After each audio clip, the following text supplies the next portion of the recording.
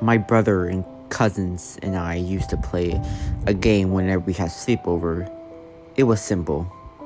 We stayed up and scared the living fuck out of each other when we were at Aaron and Kyle's house. It was the scariest by far. Her house was haunted. That's what everyone said. Even her parents knew. "Don't worry about Mr. Tubes," they said. "He's harmless." Then they'll laugh and go back to what they were doing. Mr. Toombs was the man who owned the house before Aaron's parents. He died all alone and no one realized he was gone until many months later. Even though the house got gutted and renovated before it went on the market, we had this feeling he'll die in the basement right near the furnace. The air there just felt thick and heavy, like old sour breath. We have our sleepovers a few times a month. Our parents all worked at the same factory. Whenever they had to take third shifts, we would either stay at home and Aaron and Kyle would come to our house, or Greg and I would go to Aaron and Kyle's. I never minded all the moving around until Kyle said, "We have to play the game." I hated it. Kyle was the oldest and could be mean if he wanted to. He wasn't a bully. He usually knew when to back off and geniusly felt bad if he made one of us cry. But he still liked to get his way.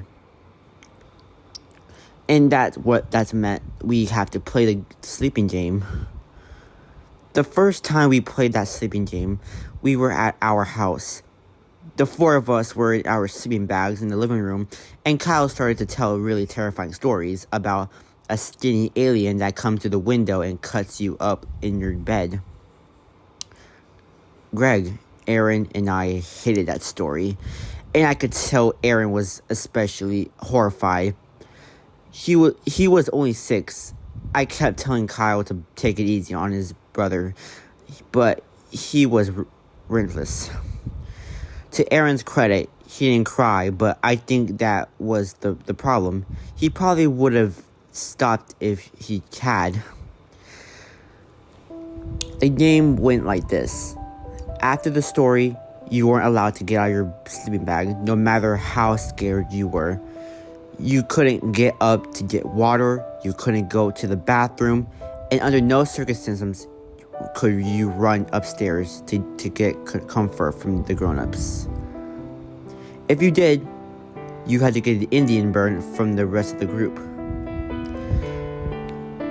The night of the alien story, I couldn't stop looking at that living room window. Whenever a car went by and cast its lights against the walls, I shivered and feel my balls drawing up into my body while goosebumps rose on the back of my neck. Stupid Greg and Kyle were asleep already. Aaron, whose sleeping bag was next to mine, was crying to himself. "Bro, I gotta use the bathroom, but I don't want to get caught," he whispered.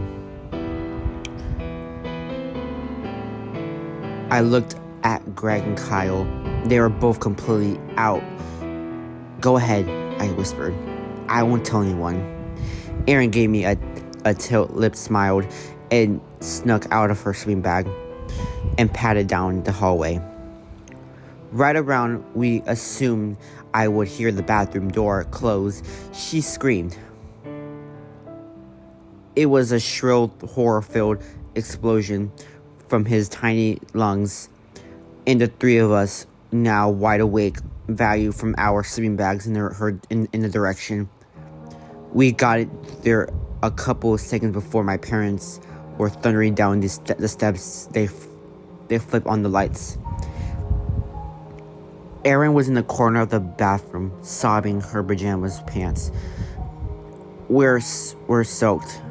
Mom picked her up and held him to his chest and asked what happened. "The alien," Aaron whimpered. He pointed to the shower curtain. Dad opened it. Nothing was there. "It was just a shadow, honey," Dad told her. He glared at us. "Come with me, boys." He ordered us to brought us back into our living room while Mom drew a bath for Aaron. After a long lecture from my father, we agreed to not tell any more scary stories. Aaron eventually came back to her sleeping bag, and with Dad snoring on the couch, we all went to sleep. The next night, of course, bought more stories. They were much tammer through. Greg told a dumb one about a lady who gets pulled into a grave by a killer. I told an even worse one about some teenager whose baby brother head came off. Aaron actually laughed at that one. It was so bad. We got ready to go to sleep, still bound by the agreement that we couldn't get up for any reason until it was morning. At some point, in the middle of the night, Greg shook me awake. "Dude, we just saw somebody going into the bathroom." He was already rubbing his arm, discomfort from the burn his brother had given him. Greg grabbed his other one and twisted it, making Aaron yelp. I took his arm and just squeezed it just a bit, and yet I still felt bad. Months went by, and we played in the sleeping game every time we were together. Everyone got caught at least once trying to sneak out. Indian burns were had by all. Aaron got the most. It was obvious he wasn't having any fun. To make matters worse, he looked exhausted in the mornings after we played. I brought up to Kyle, and he thought about it for a minute. Fine, we'll only do it once a month. I didn't argue. We kept our little agreement to ourselves because we didn't want Aaron to think we were treating him like a baby. That night, we were sleeping at their house. They had beautifully furnished the basement with a big screen TV, a ping pong table, all sort of those other fun stuff. We sat in our sleeping bags. We played video games till it was 10 p.m. My aunt came down and said to turn off everything to get some sleep. So we made like we were getting ready to go for bed. But when the lights went off, Kyle said, "Hey, it's time to play the game." I grunted, but he shot me a look and mouthed, "Only one to me." At least he was holding up his end and bargain like we already did. Anyone who needed to get up to go pee or get a drink beforehand was allowed to. I went, followed by Kyle, then Aaron. We all came back. In the glow of flashlight, Kyle liked to hold under his chin when he told his story. Kyle started to talk about the ghost, Mr. Toombs. Even Greg looked uncomfortable as he started at the slatted wooden door which served as the barrier between the furnished and unfurnished cellar. The furnace was on the other side. "Mr. Toombs waits until you sleep," Kyle whispered, "and sucks the breath into his lungs. The longer you sleep, the more he takes away. And if you sleep for too long, you won't have any air left to breathe, and you'll be dead." My eyes were wide open with fear, and Greg just started at the ground. Kyle looked like he was successfully started himself. especially when the furnace kicked on and we all jumped. Aaron surprisingly had and actually managed to go to the sleep first, despite bawling her eyes out by the end of the story, and making Kyle promise to give his snack at lunch, or else he had to tell on him.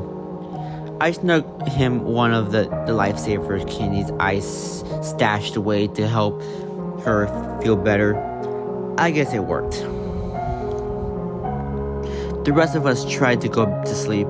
Kyle caught me getting up to use the bathroom and gave me a wicked Indian burn. But since he caught me while he was on his way to the bathroom himself, I was able to get back at him. Hard, he punched me in the arm and swatted him in the balls. I won. He tiptoed back into the basement and got in our sleeping bags. It was the worst night's sleep I ever had. Each time the furnace kicked on, I knew I see Mr. Toombs floating above my sleeping bag, ready to suck the life out of me. Like always, my aunt came downstairs in the morning to wake us up for school. She started with gentle calls, then hollers, then shouts. Then, since we always ignored her, she stomped down the stairs and threatened to haul us out of the sleeping bags. "Let's go," she ordered. "Get dressed and go to your breakfast. Aaron, if I ask you again, I'm gonna flush your goldfish." Aaron didn't budge.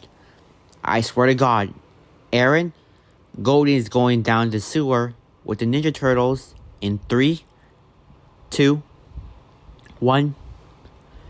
Nothing. Concern flashed across my aunt's face. Kyle, who was sleeping next to him, shook his brother. He didn't respond. My aunt rushed across the room and pulled Aaron to her. She hugged Slimply out of his sleeping bag. Everything went really fast for a while. The ambulance came while my aunt and uncle screamed and cried, and Kyle, Greg, and I just sat there in stunned silence. My parents arrived soon after. They were also crying. We were all asked if we saw him drink any alcohol or take any medicine.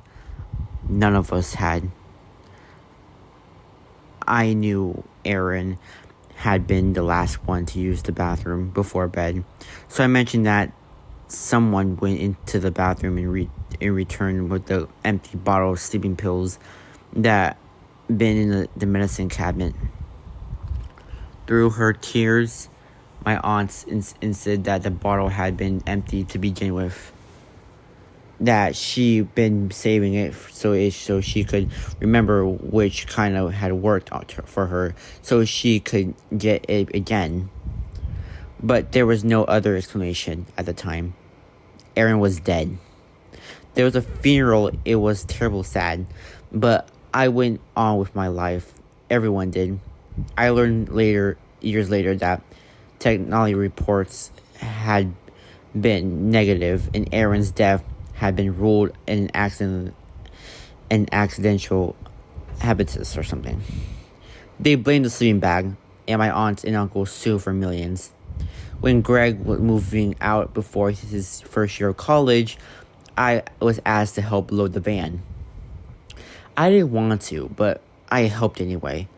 Some of the heavier things were boxed up in the unfinished part of the cellar by the furnace. I went down and tried not to think about poor Aaron. When I opened the door and entered the warm furnace room, I remember that feeling. I got to that first time I'll have to in the image of Mr. Toombs decaying next to the furnace flashed through my head. I shivered, but then I noticed the familiar stage heaviness in the air. I noticed the smell. It was different from the sour breaths That reminded me of the last breath trapped inside a corpse's rotting lungs. This smell was sweet. It was clying like a breath of someone who ate a lime lightsaber.